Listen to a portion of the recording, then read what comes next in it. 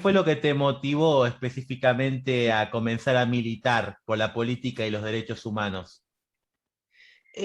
Bueno, mi propia vida familiar, o sea, yo tuve un padre sindicalista, militante aparte del peronismo, pero no era llevado preso por su ideología, sino por su trabajo en el gremio de los metalúrgicos, en una época muy difícil. Él formó después parte de la resistencia peronista, donde sufrió la persecución, y además era perseguido sobre todo porque desaparecían obreros, delegados de sindicatos, y bueno, las familias acudían a él, y él cada vez que tenía que mediar ¿viste? Un habeas corpus y todo, él ya sabía que esa vez lo venían a buscar.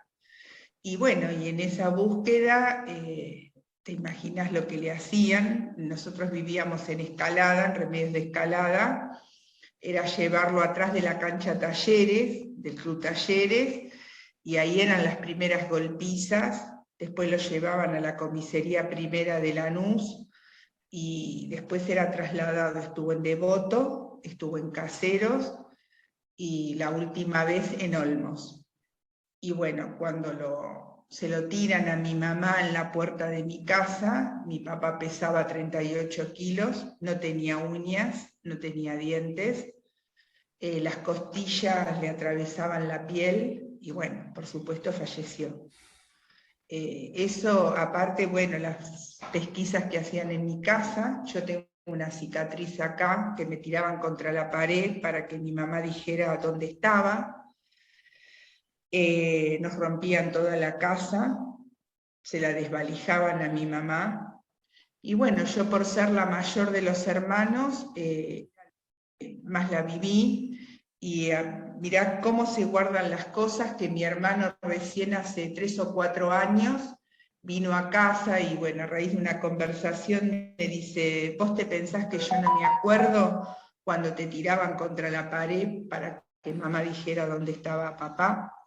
Así que imagínate que esa historia de mi padre, tengo la imagen cuando él falleció, cuadras y cuadras de obreros eh, viniendo al velorio, porque encima hubo que velarlo en mi casa, porque vos sabés que no te permitían velarlo en lugares públicos, ¿no?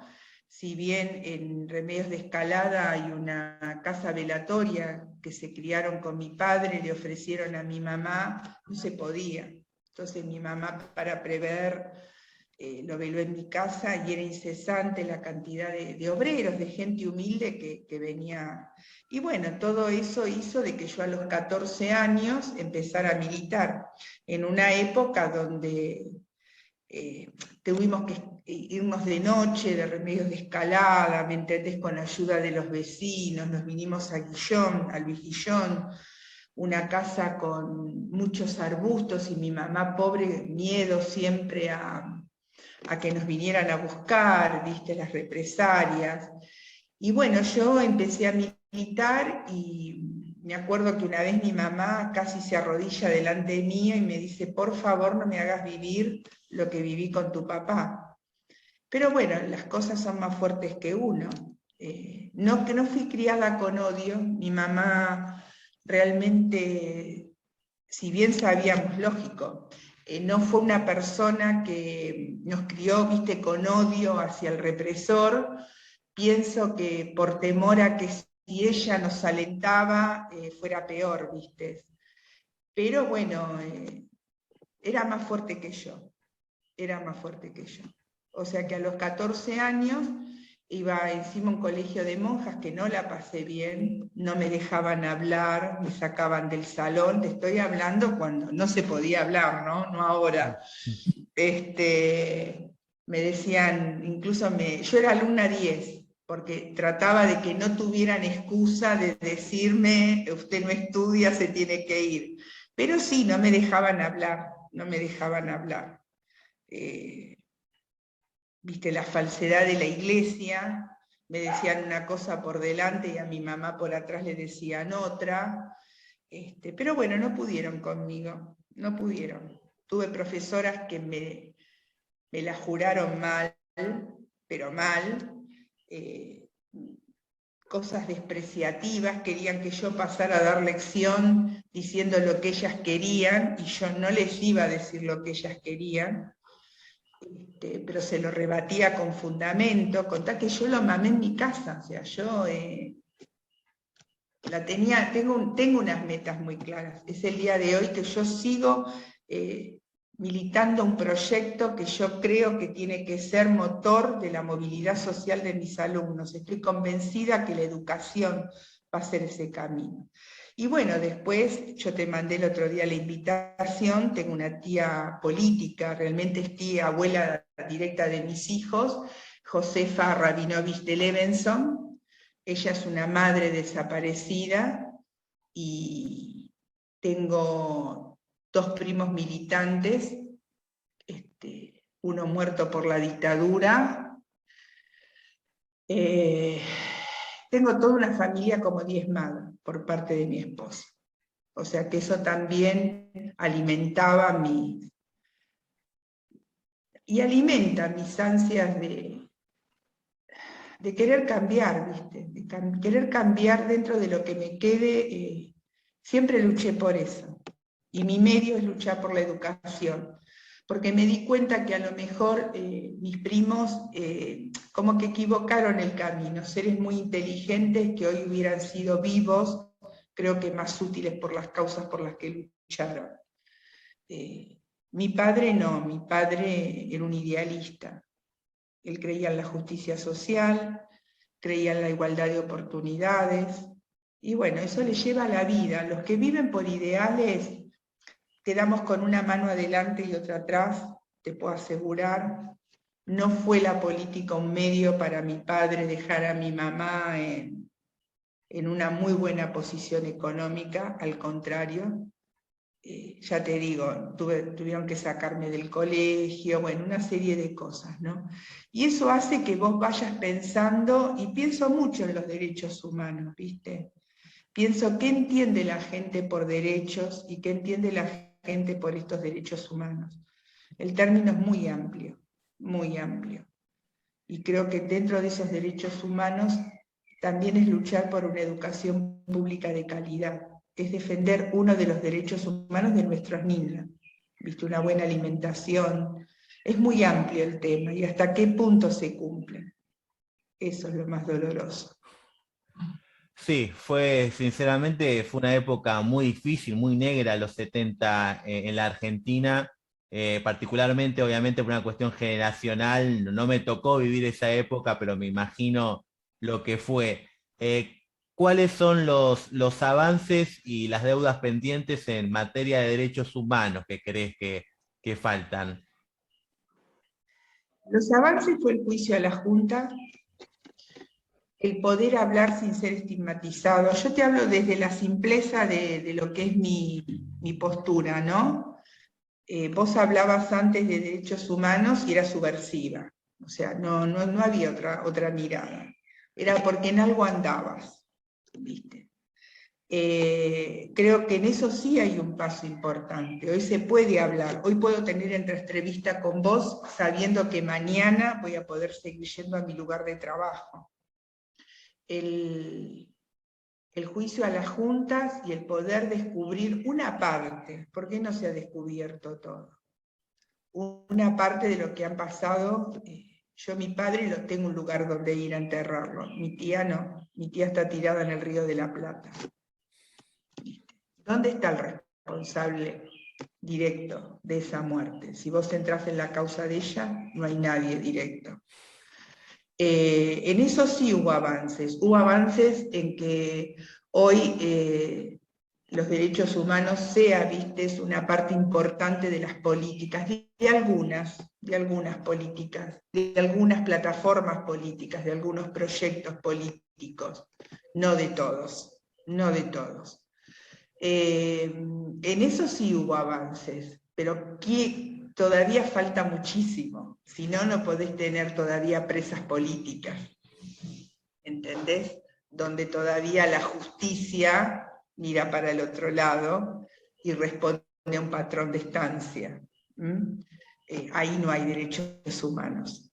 Cuando otros libres y se expresan en los medios de comunicación. ¿Viste? En eso sí reconozco que se puede hablar, se pueden hacer reconocimientos como se hicimos, podés ir a la Plaza de la Memoria, podés pasar un 24 de marzo, viste, la movilización de populares pudieron frenar, viste, la liberación de genocidas. En eso sí creo que hay manos, pero que todavía nos falta andar muchísimo, sí. Sí, creo que, o sea, tiene que venir una generación más joven que esté comprometida. Creo que las que hay, porque por ejemplo, yo lo veo en la militancia de mi hijo, en sus compañeros de militancia, y los veo a ellos y digo, bueno, hay esperanzas, pero veo todavía que es una parte de la juventud, que hay otra que es como que me decís vos, no lo viví, no sé, no esto. Falta, a ver, ¿cómo te puedo decir? Separar, porque enseguida si vos querés tocar estos temas, estás adoctrinando, y no, no es adoctrinar, es que nuestros alumnos sean alumnos reflexivos y críticos. El otro día, que era el Día de la Identidad, en mi escuela primaria, viene una narradora y contaba cuentos referidos, por ejemplo, Choco busca a su madre en sexto grado, en primer ciclo, y los niños podían dar cuenta de lo que era este derecho a la identidad. Pero vi que se trabaja, por ejemplo, en algunas escuelas, y sobre todo en las escuelas secundarias, no sé cuántas escuelas se trabajó el derecho a la identidad, que es un derecho humano el derecho a la identidad. ¿Y en cuántas escuelas se tuvo en cuenta o se trabajó? Pero sin que hayan vivido lo que viví yo, no sé si me entendés, como un derecho humano, el derecho a que esos chicos tienen que saber su identidad. El simple hecho del niño que es adoptado tiene derecho a su identidad. Entonces, ¿ves? Todavía nos faltan muchas de estas cosas, porque es más fácil tildarlo de adoctrinamiento, de eso no se habla, los chicos de hoy están en otra cosa, y no, es formación para que muchas cosas que pasaron no vuelvan a pasar, para empoderar a nuestra juventud. Y eso falta en educación ese replanteo. Sí, No, también. no generalizo, ¿eh? No, A no, ver, está bien, está bien. Pero falta todavía más compromiso, más compromiso. Sí, más compromiso para que lo que pasó en los 70 y tantas épocas en la historia de nuestro país no vuelva a suceder, ¿no? Justamente. Pero vos sabés que no es que no vuelva a suceder, está latente. Sí, sí, Eso es sí, un sí. grano que en un momento se vació, pero vos sabés que eso sigue ahí. Sí, sigue latente, sí, Sigue sí. ahí. ¿Me entendés? Porque en mi época, ahora los medios de comunicación ayudan a que esto, viste, sea como mal visto, como a que quieren volver. Es como que, no sé si el peligro no es mayor ahora todavía que era en mi época, porque en mi época estaban bien definidos los roles. Hoy no están tan así. Sí. Hoy en día los Hoy no medios están. sí, los medios de comunicación están teniendo una injerencia, una influencia muy notoria. Y bueno, basta con ver posturas negacionistas, ¿no? Muchas posturas negacionistas. Tal cual. ¿Sabés con qué frase me crié yo, Diego? Nada. En algo andaba tu papá. Uf, Y esa pregunta que marcó toda mi vida, yo hoy, 2021, la sigo escuchando. sí. Hoy. Y duele mucho también cuando la escuchás de todos en general, ¿no? Pero de gente querida, de amigos, familiares que repiten esas Sí, frases, duele muchísimo. pero es que es así, sí, en mi familia, si tu papá no se hubiera comprometido, si tu papá no hiciera la olla popular, si tu papá, hoy mi familia, que vieron que mi padre, quedamos en la miseria, Diego, en la miseria. No era que sacó un beneficio de eso, y lo siguen diciendo, y te cuestionan encima. Te cuestionan, o sea, pero ¿por qué? Pero, viste, y vos decís, pero ¿sabés lo que estás diciendo?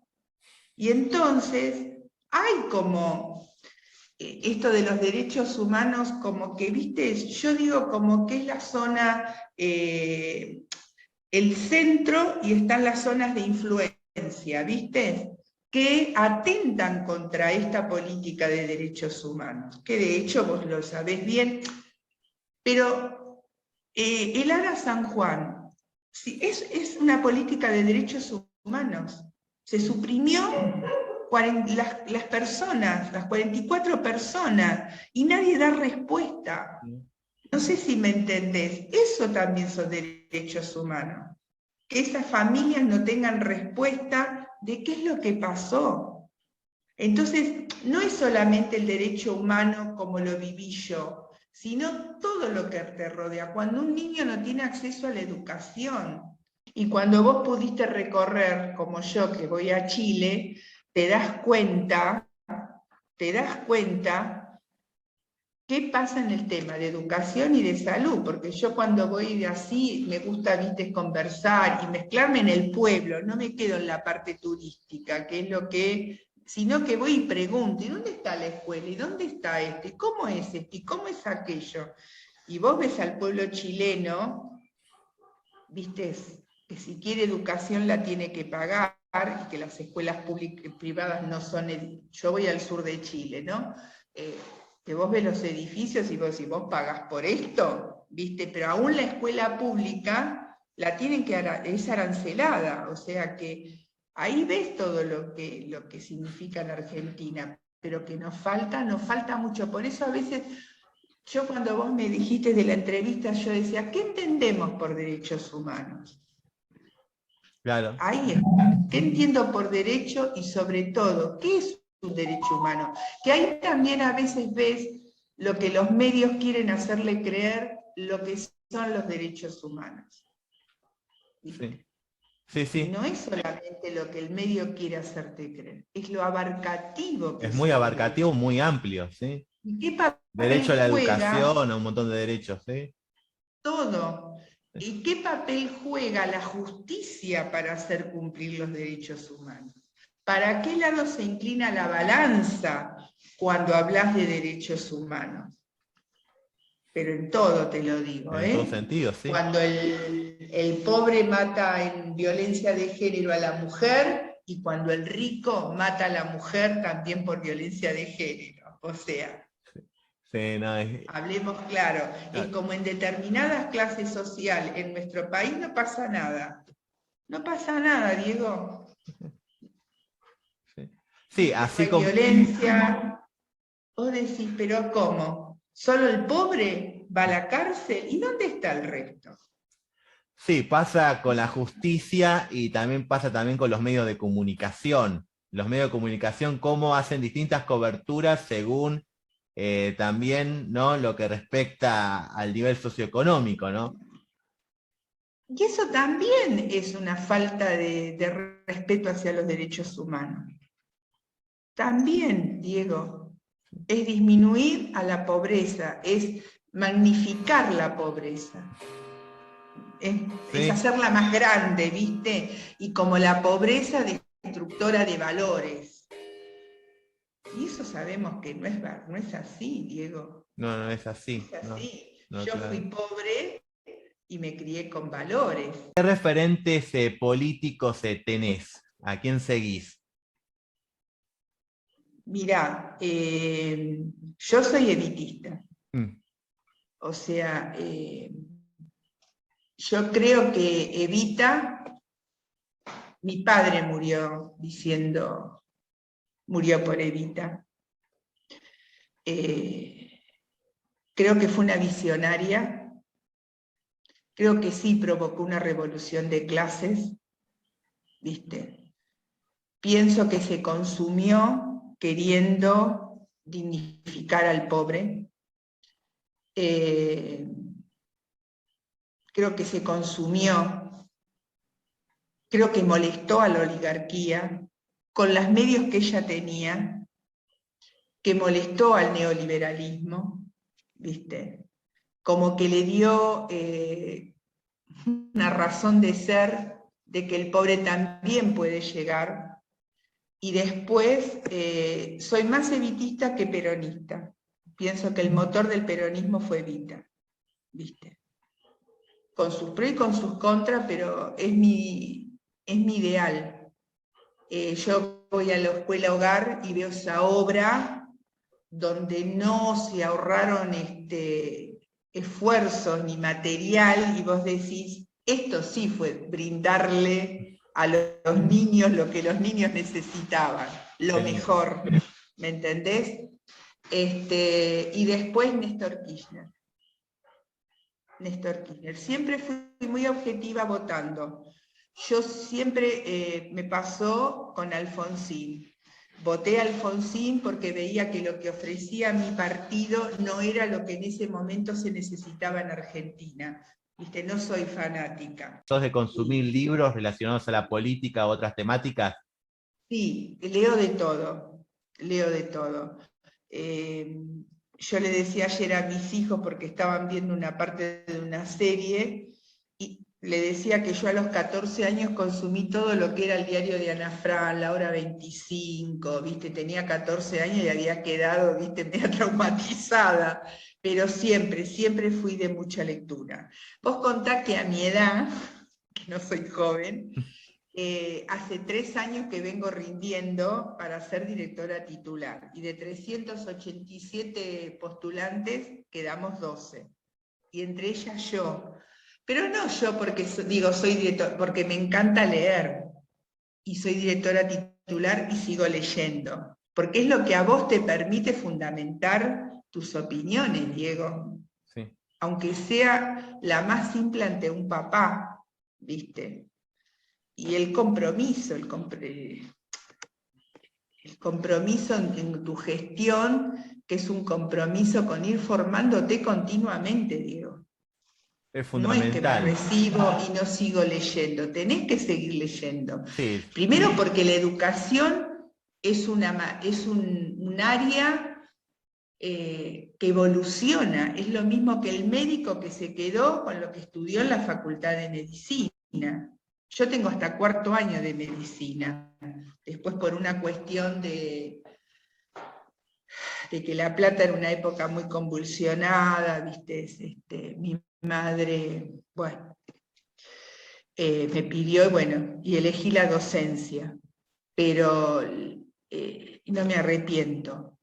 O sea que siempre estuve muy ligada a la lectura, desde chica. Yo de chica cuidaba a las gallinas en el fondo de mi casa con un libro en la mano, y en el otro momento que ninguna gallina se me fuera, con libros en ese momento prestados, porque mi mamá no tenía el poder económico de comprarme libros. O sea que bueno, y me gusta debatir con mis hijos también, ¿viste? Diferentes opiniones. ¿Son de leer libros también tus hijos? Sí, también, ¿no? sí, porque milita, uno de tus hijos está militando. Sí, sí, sí. Y aparte le gusta todo esto de lo social, ¿viste? Los comedores, el apoyo. Bueno, el más chico, no, el más chico es más burgués, ¿viste? Es más, pero igualmente, el salir de su núcleo social le ha permitido ver la realidad que vemos el hermano y yo. Entonces es como que ya está viendo las cosas de otra manera. Eso pasa cuando los adolescentes se manejan en determinado nivel y adquieren posturas. Es duro decirlo, pero por ejemplo que el pobre es pobre porque se merece ser pobre. Esas miradas se tienen que cambiar viendo la realidad. Entonces, el acceder a lo mejor a una escuela, a una facultad pública, y ahora el ver se le ha abierto la realidad, ¿viste? Y entonces ya es como que comprende otras cosas, habla más mi lenguaje. Qué bueno eso, qué bueno, un avance importante. Sí, pero que también yo lo respetaba, mirá que eran discusiones y no siempre buenas, eh, ¿viste? Pero bueno, le hacía falta la calle, esa es la palabra. Le hacía falta salir, ganar un sueldo que por ahí no es el que él pretendía, y entonces decirle, bueno, ¿ves? Con esto hay gente que mantiene una familia. Y pero mamá, trabajás 8 horas. Bueno, ahí está, que el pobre no es pobre porque quiere, sino porque las circunstancias de la vida lo llevan, ¿viste? Eso le hizo bien, Diego. ¿Y cuál es tu relación con tus compañeros y compañeras militantes? Bien, un poco es como que por ejemplo, me convocaron, ya te digo, el otro día al Ateneo y estaba hablando con estudiantes secundarios y con muchos estudiantes universitarios. Ahora es como que ¿cómo te puedo decir? Sos la voz de lo que ya pasó y de lo que va a venir. O sea, me encuentro en una etapa más de formación con ellos, ¿me entendés? O sea, es como que, no te digo que, sí, te puedo decir como que sos referente, aparte creo que soy muy objetiva, ¿me entendés? O sea, puedo decir lo que está bien y lo que no va bien, y eso también te hace creíble. O sea, no les mostrás un idealismo puro y que todo esto, no, todo es color de rosa, no. Yo creo que la batalla en estos momentos es muy dura, y con un enemigo invisible que no era el que yo viví. Cuando yo milité, y milité mucho, y pasé situaciones, estar encerrada toda una noche y un día en un bar porque habíamos ido a un acto donde estaba Valmerina y qué sé yo, y bueno, ¿viste? Nos vinieron con todo y terminamos en un bar y estuve toda una noche con 16 años, todo el día porque un mozo nos salvó de milagro, o bajarme en la estación de Monte Grande, esperarnos la policía y me levantaban de acá atrás y terminar en el calabozo con un chorro de agua que yo era muy delgadita y me perforaba el estómago, con Sarkis como comisario que era en la represión. Todo eso hizo que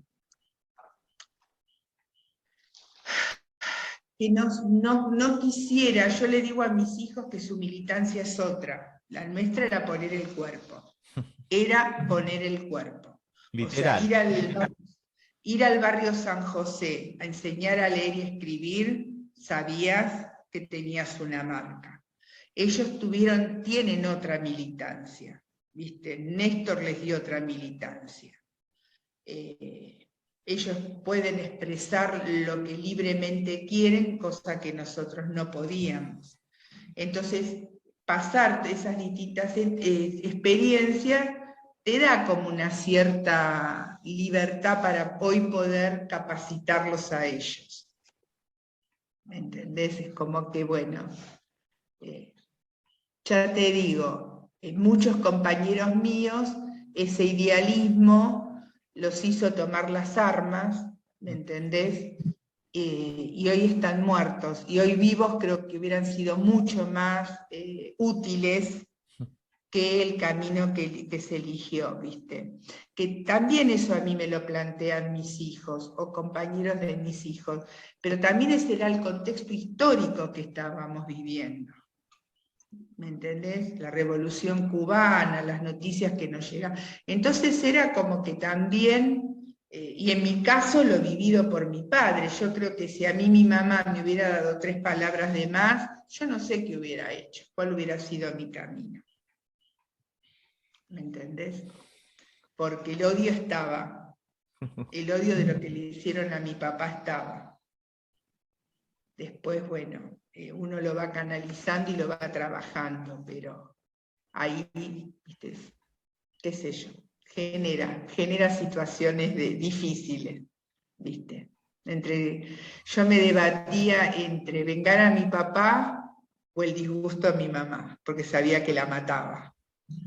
No hubiera soportado otra pérdida, ¿viste? ¿Y cómo se llamaba tu papá? ¿El Mi nombre de papá pila? Manuel Fernández, Ah, sí. dirigente gremial, metalúrgico, Sí. ¿viste? Y mi tía es Lola Rabinovich, bueno, yo le digo Lola, es Josefa Rabinovich de Levenson. Mi primo es Bernardo Levenson, por eso mi hijo se llama Bernardo. Miguel Ángel Levenson, mi tío Gregorio Levenson, que era periodista con Bonarzo. Gregorio Levenson era el administrador del diario Noticias y tiene varios libros escritos, ¿viste? Y mi tía tiene una placa en la ESMA, una plaza, que te mandé la dirección, y ahora le hacen otro reconocimiento. Pero mi tía está desaparecida, ¿viste? Mi primo Levenson, Miguel y Bernardo, no. Mi tío sí, mi tío estuvo exiliado. Mi tío Gregorio fue el que en el Mundial del 76 se subió al avión alemán y convenció de lo que estaba pasando en Argentina. En una época donde se utilizó mucho el fútbol, ¿no? Como propaganda política, ¿no? Y tantas veces más, pero en esa Bueno, época te en cuento Argentina fue algo, la fundamental. noche que ganó Argentina fue la noche que más se picañó en la ESMA. Fue la noche que más se torturó en la ESMA, el día que ganó Argentina. O sea que la gente en la calle festejando y en la ESMA fue la noche que más gente pasó por las mesas de tortura. Te digo porque mi tía fue el día que más la picanearon. A mi tía le pusieron en la ESMA una bala de 25 kilos atada a una pierna para que no se pudiera mover, le sacaron la dentadura, y fue la noche que más la picanearon. Mira los festejos que hacían ellos. Yo te digo, mi papá le pasabas la mano por las costillas y las costillitas le atravesaban la piel, porque le habían roto todas las costillas. Impactante. Gracias, Gladys, por la No, nota, ¿eh? por Muchísimas favor, gracias. gracias Diego, y bueno, a tu disposición.